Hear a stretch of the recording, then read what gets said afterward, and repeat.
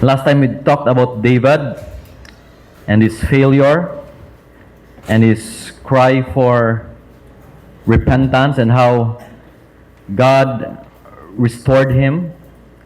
Sa subong naman niya, we will move back a little bit sa life ni David before he became a king. Kaya ang context ng sininga Psalm is that David is running sa kay Saul, kay King Saul. Kaya nga apat yun siya ni Saul.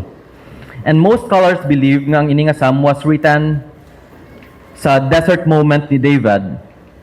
Kaya ang language is the same with Psalm 57 and Psalm 63, which is ginsulat sa wilderness nga moment ni David. But ang malon, nga ari na diri, possibly si David sa desert or sa cave. Kaya nga, nagapalagyo siya sa kay Saul. So David wrote this psalm. And it is in a form of prayer and meditation, i-explain na nakon more karon, when he had nothing. Without security, wala comfort, wala enough na provision, no palace, no position, no inheritance, no army, no protector, and no peace. Everything was stripped away from him. And you know what? This is when and where he learned to fully rely on God. Sometimes God has to allow us nga wala na kita sang bilin sa aton kabuhi. He has to empty us so that we could learn to fully rely on Him. Amen? So kanami isang sininga Psalm. Psalm 16 was not born in palace but in the wilderness or in the desert. Not in prosperity but in dependence. It is the prayer of a man who had lost everything yet found that God Himself is enough. When you hit rock bottom sa imo kabuhi, there you find the rock. And that is the Lord Jesus Christ. You'll never know that God is all you need until God is all you have. And praise God for this moment sa life natin. Have you noticed it? That during sa time nga broken kita, nga empty kita, nga wala na kita dalaganan, dito naton ma-encounter ang Ginoo. Nga ma-intimacy. Amen? Can you say amen to that? But usually, when everything is okay sa kabuhi naton, we are in prosperity. We are in comfort. We can hardly remember God. And praise God for this moment sa life naton, and we could learn from the moment sa life ni David, sa sinigid nga moment sa kabuhi niya, nga wala-wala gid siya. He has nothing but God, and yet makita natin sa prayer ni David that God is enough. Now, to give you a little context sa sininga Psalm, verses 1 and 2, tanawan ninyo.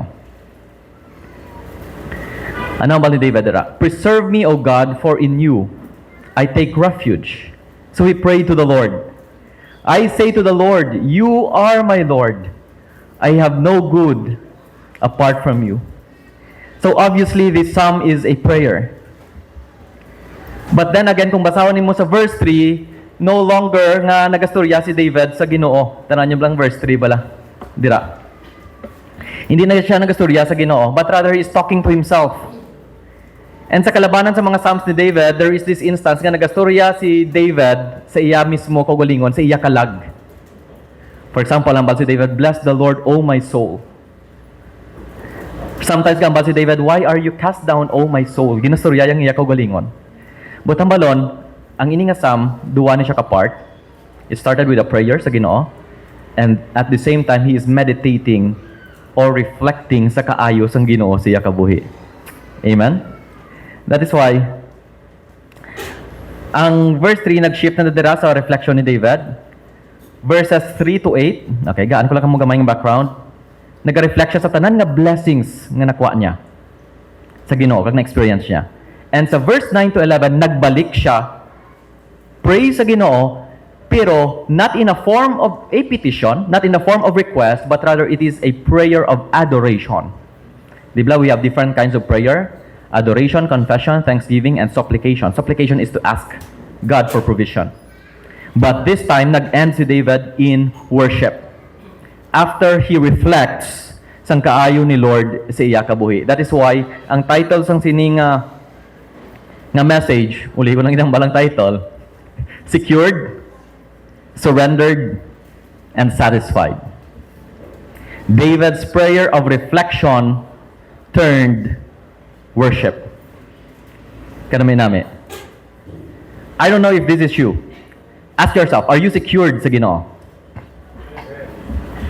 Is your life surrendered to Him? And are you satisfied with the Lord? Ang kalibutan subong, especially sa Philippines, is filled with fear. Ang linog subong, grabe no, I think sa Siargao yata to, or Surigao, lipat ko. May linog naman kagabi, 10:30. Grabe subong ang sitwasyon sa kalibutan. And kabay pa kita nga mga Kristohanon, of course, ang worry kag ang fear normal na siya, but if you are staying sa dira nga state, nga kulbaan ka lang nga amuna, then there's something wrong with our faith. It is as if that we don't have a God sa aton kabuhi. Amen? Hindi pwede sa Kristohanon nga magkabuhi kita sa fear or sa anxiety. I read a news nga may isa ka family nga ginsave lang kay nga bilog nga family members ma-suicide tani. 12 sila kabilog, including an 8-year-old because of trauma sa earthquake sa Cebu. Imagine subong ang fear sa tagipusoon sang tagsa-tagsa. And this prayer ni David is not a prayer out of fear. Although nga damo si David pangamuyo, kung basahon ninyo ang Psalms, by the way, ang book of Psalms, 50% sina is written by David. And iban nga Psalms ni David are out of fear. But this specific Psalm, in a form of prayer, wala ginambal ni David out of fear, but out of his confidence sa Ginoo. Tanawan niyo sa verse 1. Preserve me, O God, for in you I take refuge. Kita ninyo? Nag-ask siya sa Ginoo nga to preserve him, to protect him. But this request does not come from fear. It comes from the fact that David is secured with God. For in you I take refuge. Kanami nga klase pangamuyo. Kay nga lain ka klase pangamuyo. It doesn't mean that you pray, or that when you pray, confident ikaw sa Ginoo. Kay sometimes ka pray kita, kay nga reklamo kita, or kulbaan kita, right? But kanami isang prayer nga ga-start ka nga confident ka na daan sa Ginoo. So tandaan ninyo, tatlo lang ini ka key. Kaya ang tanan nga reflection ni David with all the blessings again reflect niya karon sa iya kagalingon, which led to worship, comes from these three foundations, so verses 1 and 2. Number 1 is that David is secured with God. Okay? Hambal niya dira, you are my refuge. Ano meaning sang word nga refuge? May term kita nga refugee, no? Refugee are those nga nagapasilong. Okay, kung wala kadtuan. Refuge is a place of safety, shelter, or protection from danger, distress, or attack. But in the case of David, ang iya refuge is not a place. Ang iya refuge is a person. God is his refuge. Putang malon, Lord, you are my security. Number 2, dili makita naton. Hambal niya next. I say to the Lord. Notice ang word dira nga Lord sa tanan sa Bible, yung black capital tanan, L-O-R-D. Okay? That word means Yahweh, the covenant name of God. Pero nag-shift si David, hambal niya, I say to the Lord, you are my Lord. Capital L, but ang sunod is small O-R-D. And that is the word Adonai. Okay? Which means your master. Now, dili natin makita that David's life is a surrendered life. God is his master. God is his Lord. And sa tatlo nga ini, by the way, nga tun-an naton subong nga foundation sang blessings ni David kung sa experience niya. Security, a life of surrender, kag satisfaction sa Ginoo, ang pinakabudlay actually is surrender. That you can say sa kabuhi nimo nga, God is indeed my Lord. Budlay-budlay kaayo. Kaya nga, we want to become Lord of our lives, the captain of our own ship. We want to be in control. And do you know kung diin halin ang fear, kag ang discouragement, kag ang disappointment, diin halin? It comes from the fact that you are in control of your life. Amen? Would you agree to that? Nga disappointed ka sa family mo, nga disappointed ka sa bata mo, nga disappointed ka sa life nimo. Why? Because you are in control of your life. That is why we can never experience God's blessing if we want to become Lord of our lives. Surrendering sa Ginoo is very hard. It takes the grace of God. This flesh, this life is so stubborn. Stubborn kita eh. Mas gusto ta sundon ang aton gusto compare sa gusto sang Ginoo nga matabo sa aton kabuhi. Budlay kayo. So David is secured with God. Number 2, David's life is surrendered to God. He called him my Lord. Of course, God is Lord. Jesus Christ is Lord. But to say that He is your Lord or He is my Lord is a different thing. Amen? Now, number 3, David is satisfied with God. Din mo na makita. Ang hambal dira sa verse 2. You are my Lord. I have no good apart from you. Ano hambal ni David? Ano ginanamin ni David? Hambal ni David? David recognized that his ultimate blessing is God Himself. Everything good that he experiences and received means nothing if it doesn't come from God. I don't know sa imutod if you can say the same thing sa kabuhi nimo. Tanawan niyo bala life ninyo, subong. How blessed you are. How good God is sa kabuhi nimo. Nga sang una, gasudaan ka lang miswa. Subong, may upod na nga tinapa. Amen?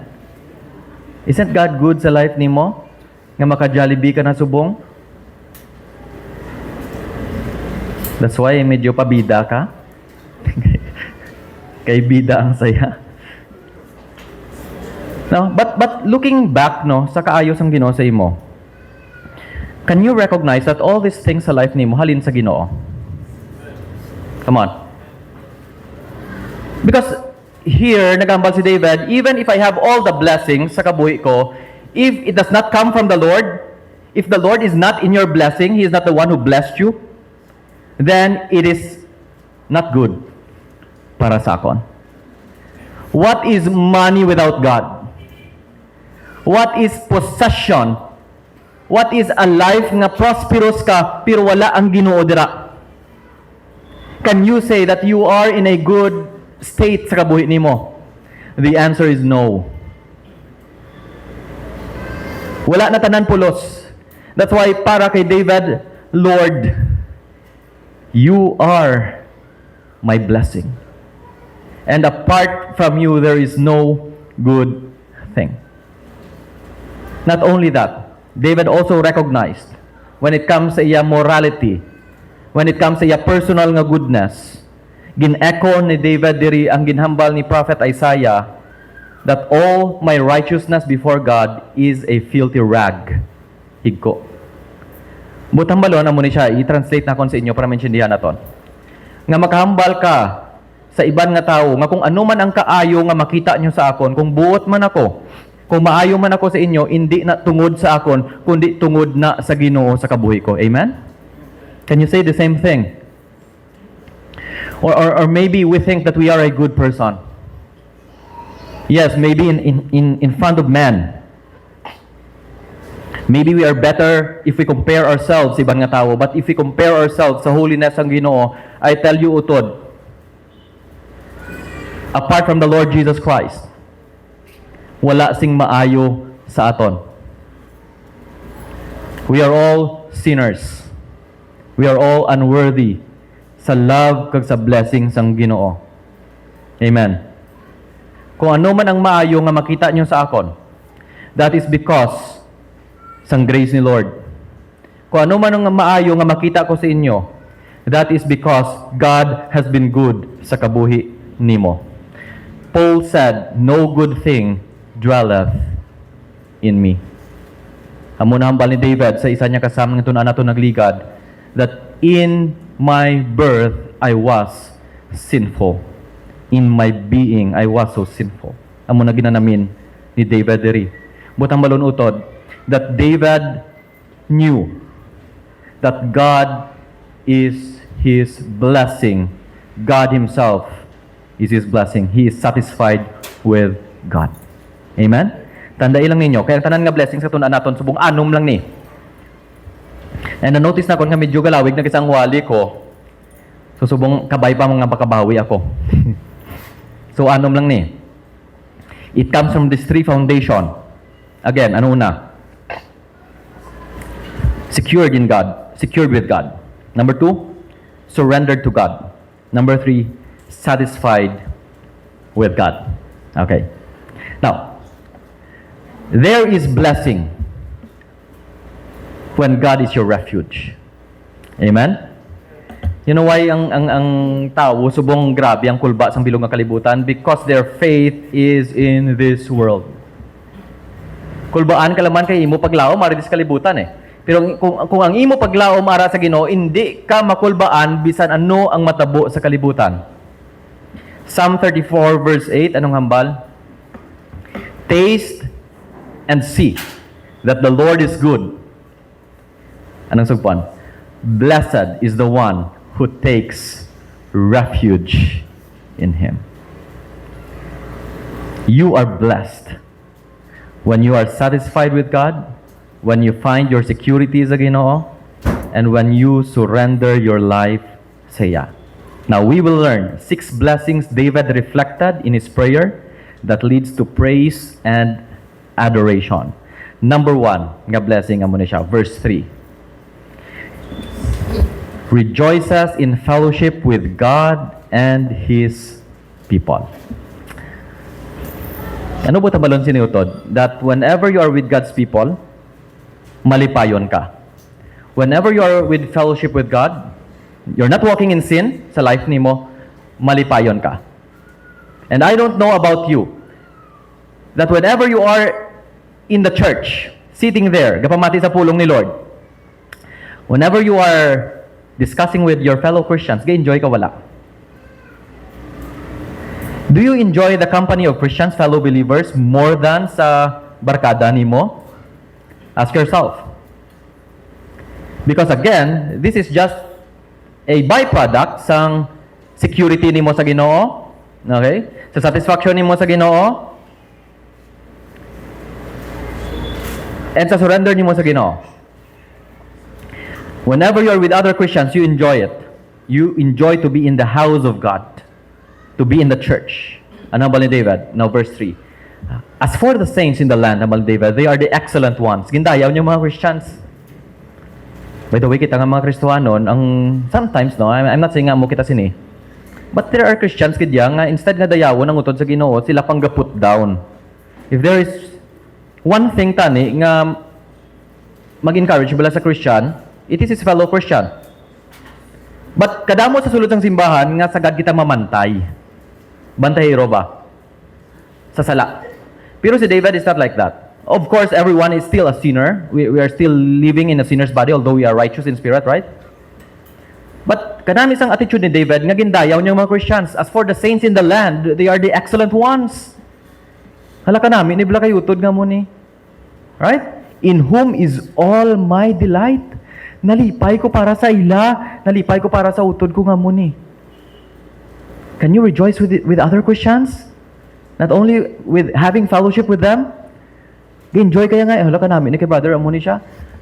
Now, hindi man na perfecto, may sala man na, pero I rejoice sa ina nga tao because he is my brother in the Lord. Now, verse 4, hambal ni David, the sorrows of those who ran after another God shall multiply. Their drink offerings of blood I will not pour out or take their names on my lips. So, makita naton dire that one of the blessings sang Ginoo sa aton is that nga magupod ka sa iban nga Christians, you enjoy their fellowship. You love those who God loves. Hambal sa Biblia, bad company corrupts good character. Importante, hindi lang importante ha, critical kaayo ang ginaupdan nimo. Upod ka bala sa mga drug addict, pagka next day, gatisting ka na droga. Upod ka bala sa mga chismoso kag chismosa. Pagka next hour, isa ka na sa ila. Upod ka bala sa mga palainom, kape. Okay? Pagkasunod si mana, palainom ka man, kape. Ang mga friends that you hang out with is very important sa imo Christian life. Amen. Bantayan nato ang aton influence. Kaya nga, if we have a wrong company, then amo na siya ang mag-lead sa imo into destruction.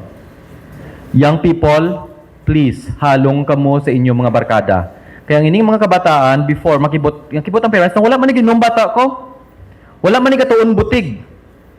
Pero subong uso ang Ghost Project, hindi lang sa mga kontraktor. Kaya nga, ang mga bata, kaysa kapangayo, na may project kami sa school, pero actually wala nag-exist.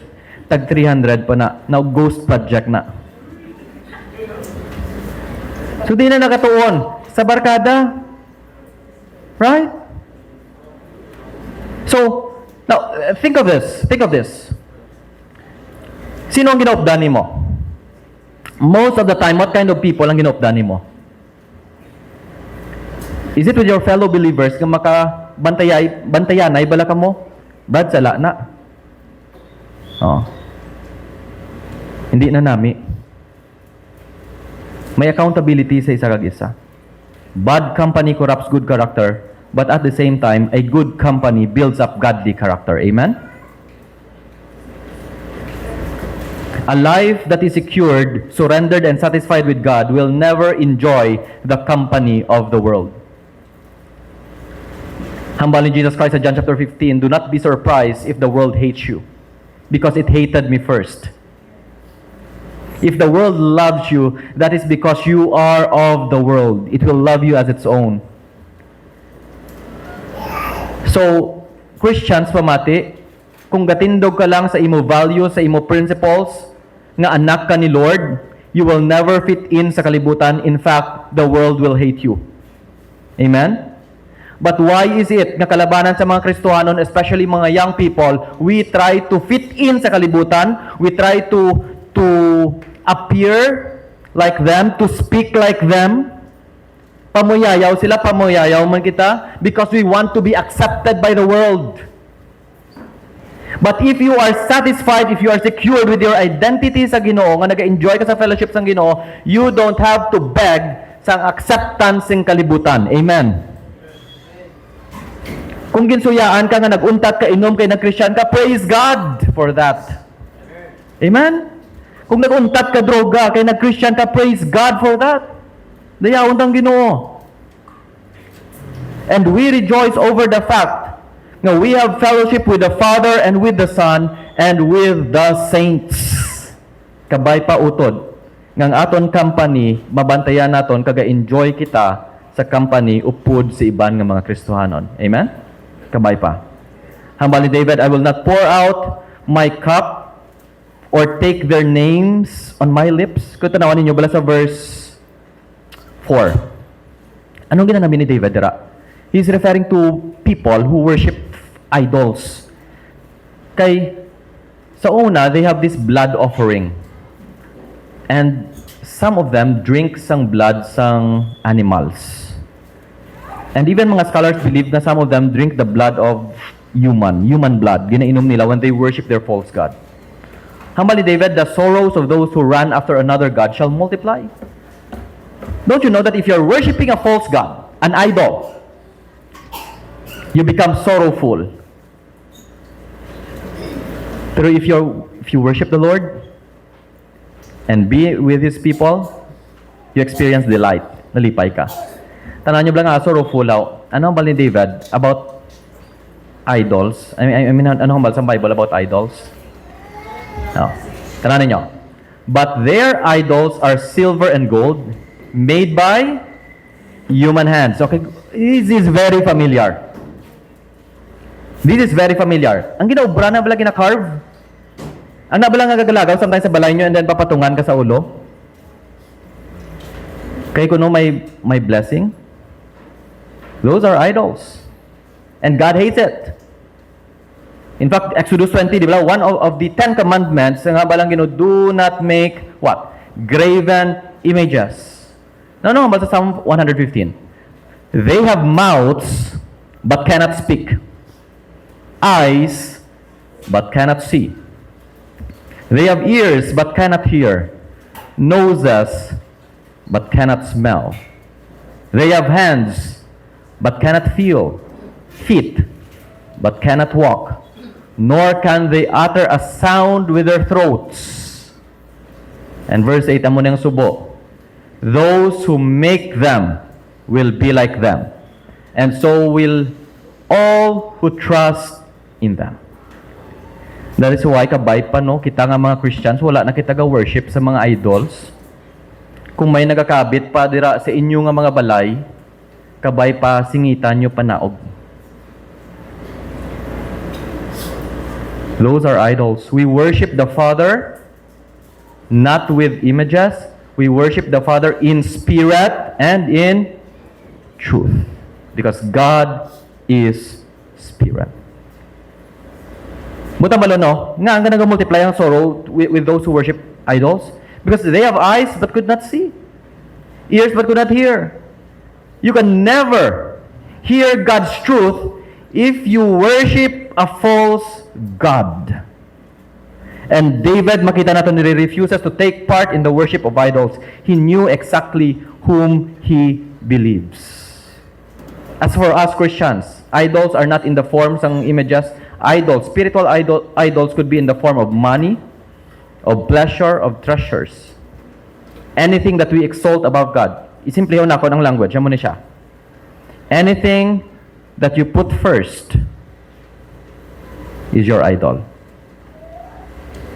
Ang ginauna nimo sa imong kabuhi, una sa Ginoo, that is an idol. Kamo na lang na makakita sina.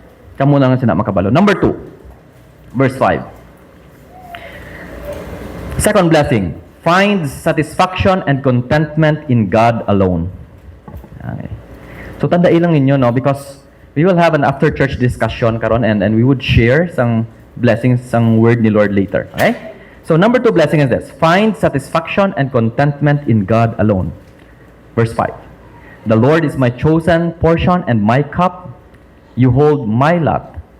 The lines have fallen for me in pleasant places. Indeed, I have a beautiful inheritance.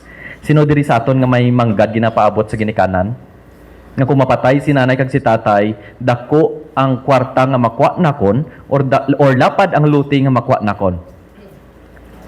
Kasubo kayo samtay sa mabatian nakon nga mga mag-utod kay linaway, buhi pa ang ila tatay. Anong ginawa yan? Inheritance. Duta.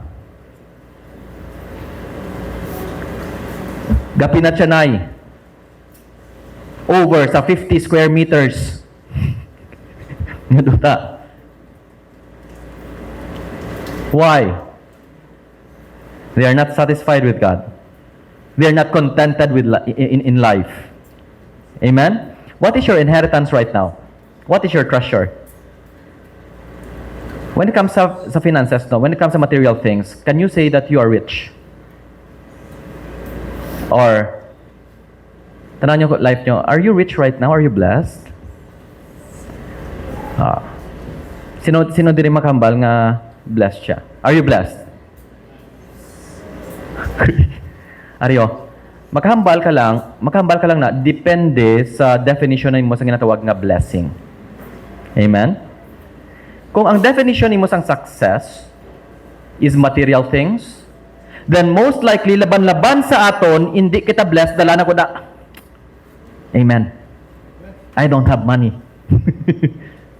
But I have God. He is my portion. Hambal ni David. He is my cup and my lot. Very personal. God Himself. David is echoing sang promesa sang Ginoo sa mga Levites. Kaya mga Levites, sa pagtungaay sang duta, inheritance nila, sila lang ang tribe nga wala duta. That's why gin-require sang Ginoong tithes, di ba, para sa mga Levites. Wala sila land. So, ang hambal sang Ginoo sa Numbers 18:20, the Lord said to Aaron, "You will have no inheritance in their land, nor will you have any share among them." Referring to the 12 tribes, or to the 11 tribes. Why? Because I am your share and your inheritance. Grabe na minami, no? Nga ang Ginoo mismo ang imo inheritance, Ginoo mismo ang imo share, Ginoo mismo ang imo treasured possession sa kabuhi nimo. Most of us, utod, sometimes we feel envious. Gakahisa kita sa mga manggaranon. One time I have this discussion sa isa ka Christian, hambal niya sa akon, pastor, nga ang akong diin pa to ang makasasala, nga ang akong diin pa to ang mahambal nimo nga balingag, amo pa to ang naga-prosper. Referring sa mga kurap nga mga buaya, nga mga politiko. Now the question is, amo lang nihambal ko sa iyo, how do you define blessing? How do you define blessing? Sabat sa akong tuod, pastor, no? Sometimes gakahisa kita sa iban nga tao because they have nice houses. It's nice to have a nice car, a nice house. But utod, that is not your ultimate blessing. Because if the Lord is your blessing, you don't care even if you don't have a good house. Amen? Bisan gatulo lang na ang atop nyo niya. Kung kabalo ka nga si Jesus, yung imo treasure, wala problema. And David is writing this, kaya nga at this time again, David has nothing. Ang firstborn sa una, Deuteronomy 21:7, ang ila inheritance is double. Kung firstborn ka. And sa subong daw gina-practice mo na nato kung sinong subang daw double inheritance. Pero kung agot ka, kung ara ka sa pinakapunta, anong imo inheritance? Anong imo mana? Jutay na lang. And don't you know that David is the youngest? Sa magutod. I think 8 sila kabilang if I'm not mistaken. And David could still say this. Even though I don't have any inheritance, I don't have any portion. Yet, the Lord is my inheritance. By the way, ang cup is a symbol of blessing. Remember Psalm 23? My cup, ang balin David, runneth over. Surely goodness and mercy shall follow me all the days of my life. Cup is a symbol of blessing. That is where we drink. And ang ginainom is life, blessings of life. Ang lot naman, amo ng duta. Okay, now we studied about lot, no? Pero that's a different lot. Arya duta niya. Land. Okay. That is why ang hambal dira sa going back again sa verse 6. The lines have fallen for me in pleasant places. Meaning sang lines, daw kakita ka mo sang muhon, magtungaay. Okay, sang una, I don't know kung may muhon, pero ang meaning sang lines dira amo na siyang ginagamit nga pala tandaan nga mahambal ka nga okay amo lang nang imo duta. Sa hambal ni David sa Ginoo, the lines have fallen for me in pleasant places. Sakto na siya, Lord. Indeed, I have a beautiful inheritance. Wow. Grabe nga kabuhi sa sini nga tao. He is grateful sa iya kabuhi bisan wala siya manggad at this point sa iya life. But we know later on that God blessed David with abundance because he became a king. And don't you know that sometimes God leads you to emptiness ang kabuhi nimo so that you could learn contentment. Why? Because if God blesses you with material things, kag hindi ikaw ready, those things will destroy you. Amen. Money is neutral. It can either become a blessing or a curse. Blessing if you are ready to handle it. Blessing if you worship God with it. It becomes a curse if you are not ready. Why? When you have a lot of money, it becomes your God. Your life revolves around money. You think that money is everything. But in the case of David, God is his everything. Jesus Christ said, Mark 8:36, "For what shall it profit a man if he gains the whole world, but loses his own soul?" Have you realized the weight ng sining verse? Ngang hambal ni Jesus, i-paraphrase na ko na, hambal ni Jesus, ano gid ko na ang maginansya mo, ano gid ko na makuha mo, bisan ikaw pa si Elon Musk, or si Warren Buffett, or si Bill Gates. Kung ang imo kalag, mapatay ka, mawala ka, magdiretso sa impyerno. Anong makuha mo dira hambal ni Jesus Christ? Ang sugpon sa verse 37, "For what can a man give in exchange for his soul?" So Jesus Christ is saying sa atong tanan utod that even if tingbon nimo ang bilog nga manggad sa kalibutan, it can never buy your salvation. Amen. Butang balon na mo ni that your salvation is of more worth than all the riches ng sining nga kalibutan. Have you ever realized that? Because if you realize that eternal life is far better than all the things ng sining nga kalibutan, then you know that you are the richest person of this world. Amen. Don't you know nga ang manggad ni Elon Musk hindi na makapugong sang iya kamatayon. Hindi na makaluwas sang iya kalag. And why do we envy rich people? Why? When you have the Lord Jesus Christ, you are supposed to know and to live that you are the richest person of this world. Jesus Christ is our true treasure. He is our portion. Amen. Jesus far outweighs them all. Ang pamangkot laman utod ko ara si Kristo sa kabuhi mo. Grabe na minami ang balin David. The Lord is my portion, the Lord is my cup, the Lord is my lot. And I have a beautiful inheritance. I don't know if you still are grateful to the fact that you are saved and that you are a child of God. What a privilege. Nga ginambal ko ini, because satisfaction and contentment can only come in knowing that Jesus is your true treasure. Kung wala si Kristo utod, I'll tell you, you will never be satisfied. Imagine that. Kung wala ka contentment kag satisfaction, anong matabo sa imo? Anong direction sa kabuhi mo? You will fall into a vain pursuit. Anong meaning sa vain pursuit? Nga bilog ni mo nga kabuhi, kwarta na lang tanan. Gakabuhi ka para sa kwarta, para magmanggaranon ka. Di bala mo kita sina, kalabanan sa mga tawa mo sina. Galibot na lang ang kabuhi nila sa kwarta, nga ang ila hope ara sa retirement nila or ara sa business nila. Hambalan nila, sige, baka-bakahan ko bala obraso bong kay para magdamo kwarta ko. Para kung magdamo ang kwarta ko, makabakal ako sang gusto ko kaunon. Karon kay naglabot na 60 years old. Pag abot ang 60 years old na, taas ng creatinine. Kag SGPT. Hindi na kapagusto kaon.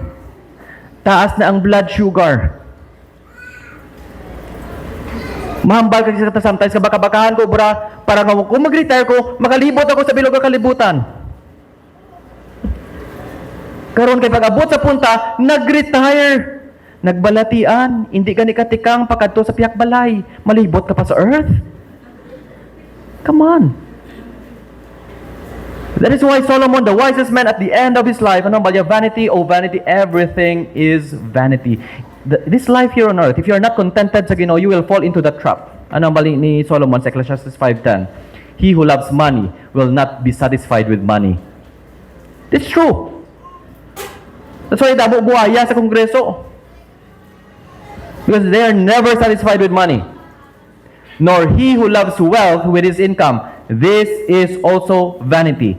1 Timothy 6:6-10, ano hambal ni Paul?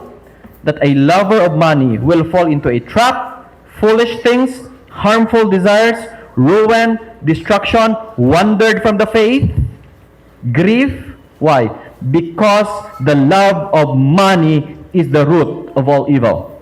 If God is not your ultimate desire, then what is your desire? Money. Very simple. That's why humble Jesus Christ. For where your treasure is, there your heart may be as well. But with God in your life, if He is your portion, anong ba sa Bible? Hebrews 13:5.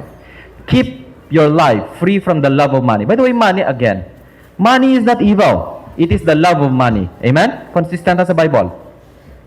Keep your life free from the love of money and what? Be content with what you have. Ariho, nga grabe problema naton sometimes. Sinong dala problema sa aton? Kaya nga, the more we earn, the more nga lifestyle naton ga change. Correct?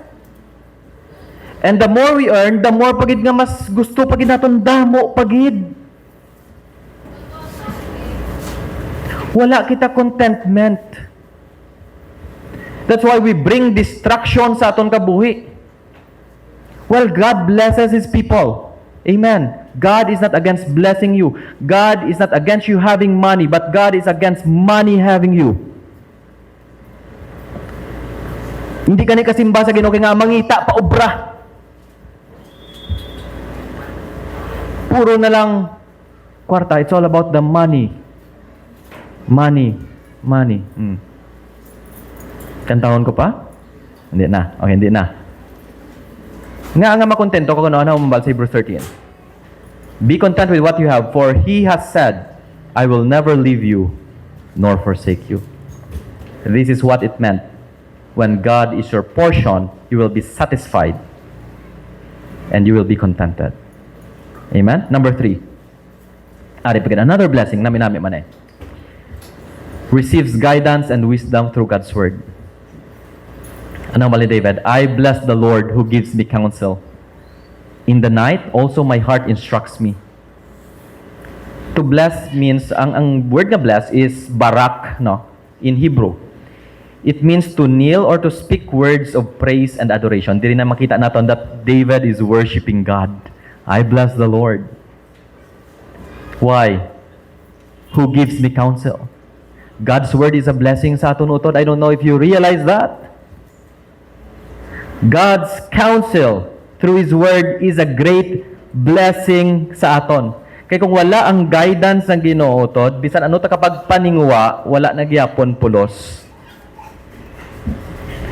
We may work hard, sacrifice our time with our family and even with God, but without God's wisdom and guidance, ano ba sa Biblia? Our labor is in vain. Unless the Lord builds the house, your labor is in vain. Proverbs 3:5-6, tanawan ninyo. Dili natin makita ang blessing. One of the greatest blessings, I think, para sa akon, is the Word of God. It is the Word of God. That's why David blessed the Lord. Tanawan ninyo, Proverbs 3:5-6. Trust in the Lord with all your heart, and lean not unto your own understanding. That's faith, by the way. Faith is not leaning unto your own understanding. In all your ways, acknowledge Him or submit to Him. Now, that is surrender. Amen? In all your ways, submit to Him. And He will direct your path. Sa ibang nga translation, He will make your path straight. Sa baga, kung kabalo ka sa pulong sa Ginoo, tadlong ang imo dalan. Nga kahulog kita sa kalog, kay hubog ka mo. Okay, kay wala ka nag-ask counsel sa Ginoo. Di ba tiko dalan mo, that's why dira ka. But when you acknowledge the Lord, you ask wisdom from Him, He will direct your path sa tsakto nga dalan. And ang namin sugpon dira sa Proverbs 3, mag-jump ka mo sa verse 24, atras ka mo dutay dira. Move forward ka mo dutay. One of the blessings ang trusting sa Ginoo mo ni siya, when you lie down. Kaya ang bali David, no, at night, even my heart, ano ang bali David? Kaya na. Hala. In the night also my heart instructs me. Kaya his heart is full of God's word. In the night. Nighttime is where we worry the most.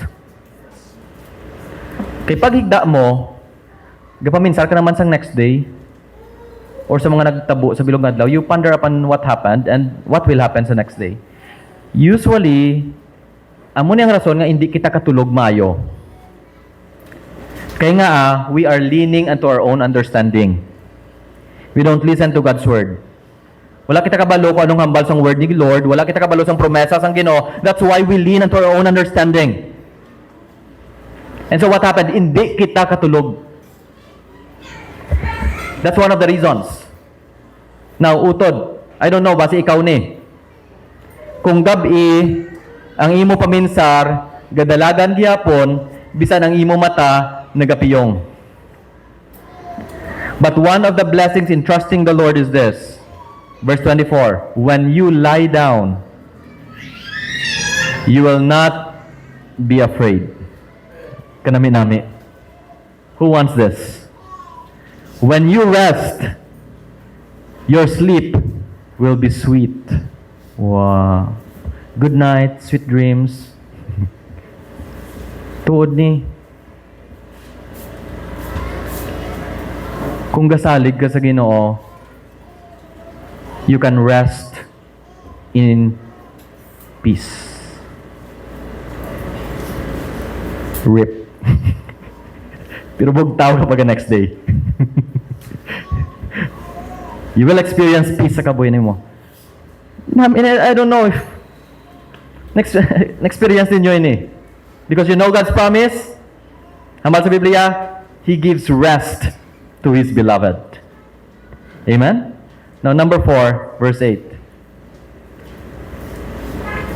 Sugpon lang ni, lives in peace through God's presence. Verse 8, ano ni David? I have set the Lord always before me. Because He is at my right hand, I shall not be shaken. Wow. Mangambal kaya, I have set the Lord always before me. Butang balon, nga makita ni David, permi ang Ginoo. Ara siya sa front niya, as if ara ang Ginoo sa front niya. Butang balon, that ang priority ni David sa kabuhi niya, ang Ginoo.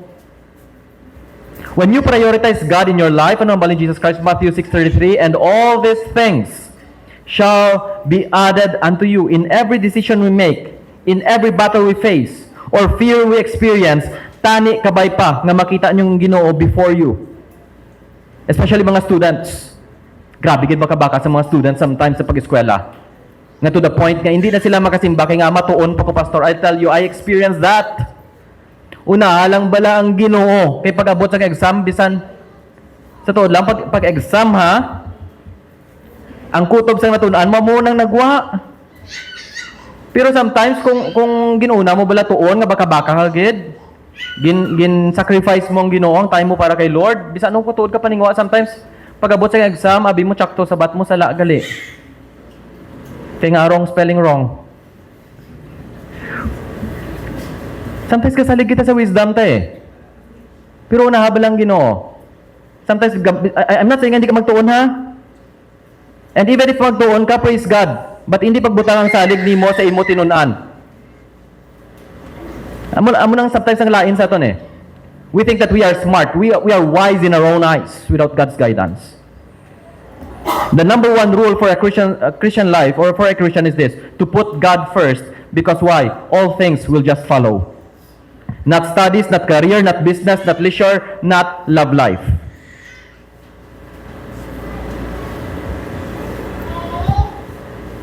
Hindi ka mang problema sa love life mo. Kabalo na si Lord sang ipadala sa imo.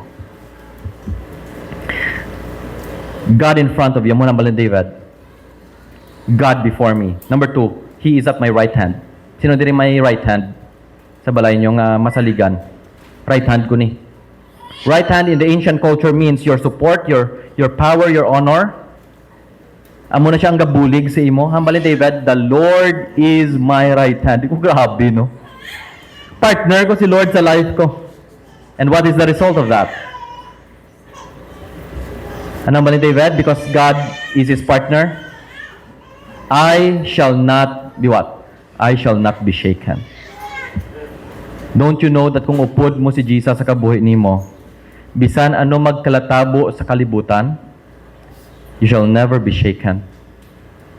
Have you experienced fear subong knowing balang anytime maglinog liwat?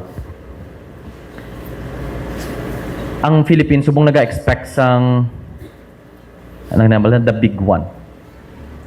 I don't know kung ano ka big ang big one. Pero ang recent sa dito kanina Cagayan, dito kanina. Hindi ang 7.6 wala, Baskog to. Sa Davao, okay, sa Davao. Ang recent sa Davao, dako-dako na kayo. Oh, Baskog kayo, Davao. Then ginsunda naman sang 6. Diri gani sa aton lingin na ulo ta 5.6 pa lang, di ba? No. Utod sa tuod lang, tulokod lang kalibutan, kulbaan ka Tanan niyo bala subong why wala hope sa politics naton, wala hope sa government naton. Wala hope with other nations because gilinaway subong bilog nga kalibutan. We have all the signs again hambal ni Jesus sa Matthew 24, signs of his coming. Jesus Christ is returning soon. Amen? Pero ang imo hope ari pa diri sa kalibutan, I don't know, Christians. Don't be a foolish one. Ang hope naton ara sa Ginoo in knowing that God is before us, that God is beside us. Therefore, ano hambal ni David? I shall not be shaken. Psalms 46 verse 1 and 3, God is our refuge and strength, an ever-present help in trouble. Therefore, we will not fear. Though the earth give way, and the mountains fall into the heart of the sea, though its waters roar, now that's tsunami, and foam, and the mountains quake with their surging. Ano ba sang Psalmist? I will not fear. Psalm 61 verse 2. From the ends of the earth I call to you. David is the one who wrote this. I call as my heart grows faint. Prayer ni David. Lead me to the rock that is higher than I. And that is the Lord Jesus Christ. Whenever we are afraid, utod, pray to the Lord. Pray to the Father. Father, lead me to the Lord Jesus Christ. He is my refuge. Amen? What a blessing it is when the world trembles. Ginsulat ko ni sa Facebook o gabi. When the world trembles, yet your heart remains still, because your faith is anchored not in the world, but in the unmovable, steady, unshakable, eternal rock that is the Lord Jesus Christ. John 14:27 says, Peace I leave with you. My peace I give you. I do not give to you as the world gives. Do not let your hearts be troubled, and do not be afraid. Hindi pagbabayi ang imo tagipusoon nga makulbaan, neither let it be afraid, because hambal ni Jesus, I give you my peace. Number 5, rejoices in God's protection. Ano hambal ni David? Therefore my heart is glad, and my whole being rejoices, my flesh also dwells secure. Makita ninyo dira ang heart ni David, malipayon siya. Not only his heart, my whole being rejoices, meaning body, soul, and spirit. Kabilugan ni David, rejoices in the Lord, in knowing all these blessings, in putting his faith sa Ginoo, in surrendering his life, in being satisfied with God. Ano ang bal ni David? My heart is glad. Grabe no kung ang kalipay ni mo ara sa Ginoo to, I'll tell you, nothing can steal it away from you. The world can never take away your joy if Jesus is your portion. A blessed person is the one who finds his happiness. By the way, ang hambal ni David, my flesh also dwells secure. That is referring to his earthly life. His life here on earth, secured si David. No? Hindi kaya secured tungod kay may business ka, tungod kay nami dalagan sa kabuhi mo. Na don't find security utod. Tanan nga ginpundar naton matumba ni tanan. Anytime, even your health. Right? Dala na dang health nimo. Amali David, my earthly life, possessions ko, money ko, health ko, even my time, I could not put my faith in these things because ambali ni Jesus Christ, all other grounds are sinking sand. There's only one ground nga solid. That is why we need to be that wise man who builds his house upon that rock. Amen? You will be glad in knowing all these things. Mali pa yun, kung nga tao. Kung ang imo hope, imo joy ara sa protection sang Ginoo. Now last, ari ang pinakanami. Hopes in the resurrection of Christ. Di mo ni makita. Hambal ni David, for you will not abandon my soul to Sheol, or let your Holy One see corruption. You make known to me the path of life. In your presence there is fullness of joy. At your right hand are pleasures forevermore. I love this psalm, by the way. Kanami, isang sininga psalm. Hambal ni David, for you will not abandon my soul to Sheol. David is referring to his death. When you are dead, you are helpless. You are hopeless. Di ba? Tanan nga ara si mo, wala na tanan when you die. But then again, David has a faith sa Ginoo that goes beyond his life. Kagina, my flesh, my earthly life is secure, is confident sa Ginoo. But even in the afterlife, even when I die, I am secure sa Ginoo. Amo nang ang hope nga nami gidya. Nga maghambal ka nga patay kung patay to talaway. Hindi na mo, I mean. Patay kung patay to taluwas kuya. Amen? Do you have this hope? Utod pamati mayo. When I ask you this question, are you sure that you're going to heaven when you die? Because death could come sa tagsa taton anytime. Wala ta kabalo kung saan kita mapatay. Tanan kita. Bisan sino ka pa, manggaranon ka pa, pigado ka man, gwapa ka, laway ka, niwang ka, tambok ka, patay ka man gyapon. And talking pala about tambok, no? Now, this is not to body shame, no? May nakita ko sa Facebook na atrasyan sa isang salakyan. Kag may poste, naipit siya sa poste, wala siya kalikaw. As in, dunot kidang babae. Kaluoy siya. Katindog lang da, ha? Now, what is my point? Death could come to us anytime. Pero kung wala imo hope gani sa nga buhion ka sa Ginoo someday that there is life after death, balda ka, wala ka balo kuding nga magadto. That's why this message is very important. Tanan niyo bala. Not only that, ano ang bali David? Nor let your Holy One see corruption. Nakita ni David, no? He's referring to himself. Nga bali David, there is hope after sa grave, buhion mo ko. But at the same time, hambal ni David, let your Holy One see corruption, referring to himself. Kaya hindi ko yan mag-decay. Hindi ko yan madunot. No? Ang iya nga lawas or ang iya kalag, hindi magpabilin sa death.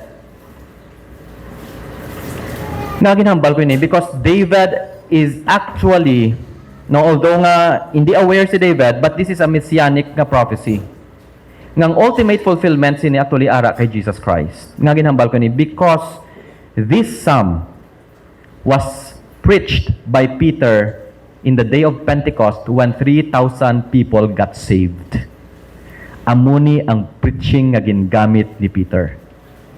He is quoting Psalm 16, the Psalm of David, but at the same time, he applied it to the Lord Jesus Christ. Wow. Ano niyo bala? Acts 2, verse 25. David saw about him. Si Peter ni kawali ha? David said about him, referring sa kay Jesus, I saw the Lord always before me. Because he is at my right hand, I will not be shaken. Therefore my heart is glad, again referring sa kay Jesus, and my tongue rejoices, my body also will rest in hope. Because you will not abandon me to the realm of the dead. You will not let your Holy One see decay. You have made known to me the paths of life. You will find me with joy in your presence. So verse 31 ng hambal dira, seeing what was to come. Because David is a prophet. Remember the sermon ng Ligad? He spoke of the resurrection of Jesus. That he was not abandoned to the realm of the dead, nor did his body see decay. God has raised Jesus to life, and we are all witnesses of this. When this message was preached, 3,000 people got saved. Because if there is no resurrection, there is no hope. Paano mo mabalaan that Jesus is able to save us? Paano mo mabalaan nga nabayra naman gid ni Jesus tanan nga naton nga sala? How do you know that there is hope beyond death? How? Because of the resurrection of Jesus Christ. Humble in Jesus Christ, because I live, John 14:19, you will also live. Romans chapter 8, the Spirit that raised Jesus from the dead is also the same Spirit that will give you life when you die. What a hope we have in Christ. Paano natin mabalaan nga may heaven, that there is life after death? Amo na ako nagligad nga nakaagi kuya preach nga ginhambalan kuya nga pao pastor daw piho ka ba na, sigurado ka may langit pastor ko oo. Ato ka na halinaw. Kakadto ka na to aw. Kung wala. Pero I know someone nga nagambal nga I came not from this world, I came from above.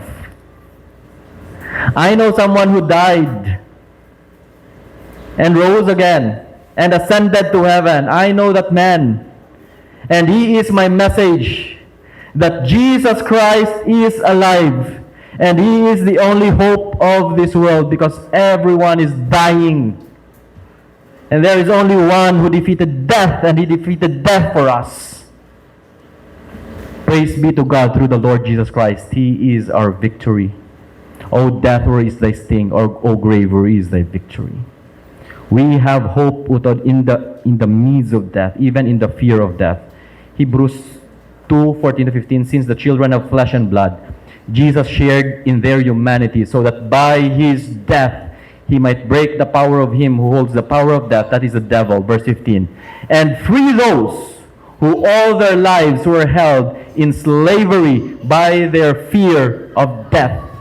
All people are afraid to die. Amen? Hindi kita plastikan ay diri. Tanan nga tawo na kulbaan mapatay. That is one of the reasons nga nagabot si Jesus, nagpakatawo si Jesus, he shared in our humanity so that by his death and by his resurrection, he will free us from our fear of death. Amen? That's why humble ni David, not only that, nga may resurrection, I will not see corruption. Humble ni David, you make known to me the path of life. Why? Anong bali Jesus Christ? I came that you might have life, that's eternal life, and have it more abundantly. That is a meaningful life. Amo nang bali David, you make known to me the path of life. Utod, wala si Kristo, wala kabuhi. Wala sang kabuhi nga wala sang katapusan, kag wala sang kabuhi nga may purpose, kag may meaning. Only in Christ that we are contented, we are satisfied, that we can live a life of purpose and meaning. May direction ang aton kabuhi. That is why later on when we go to heaven, ang hambal ni David, in your presence there is fullness of joy. Heaven without Christ is not heaven.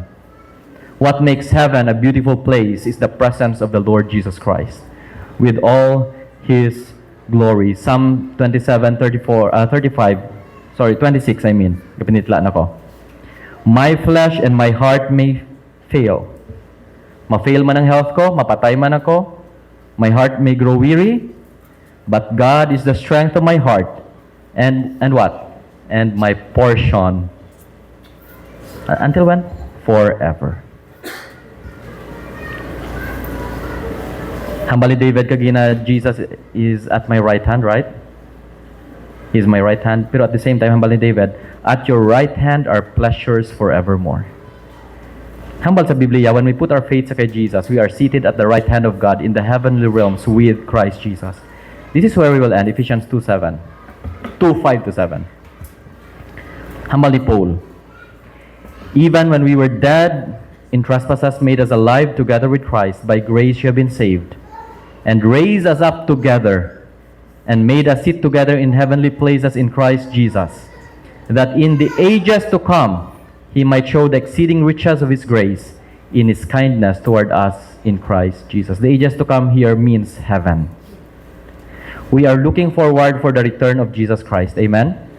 Amo na yung look forward naton. Because when that time comes, ang imo lawas nga masakiton, ang imo nga itsura nga kung magtulog ka sa espiyong hambal mo kay liinit mo ni Lord man. Nga amo na itsura ginatag mo. Isla na ni Lord. kabalo si Lord sa struggle mo. Nga bisan ano mo ka pang make-up, daw hindi na gid niya madala. But praise God, there is hope. But later on, our bodies will be changed into like His glorious body. And we are looking forward for that day. Amen? Jesus is coming soon and He is our hope. Now, preach Him. Preach Him. Shall we pray?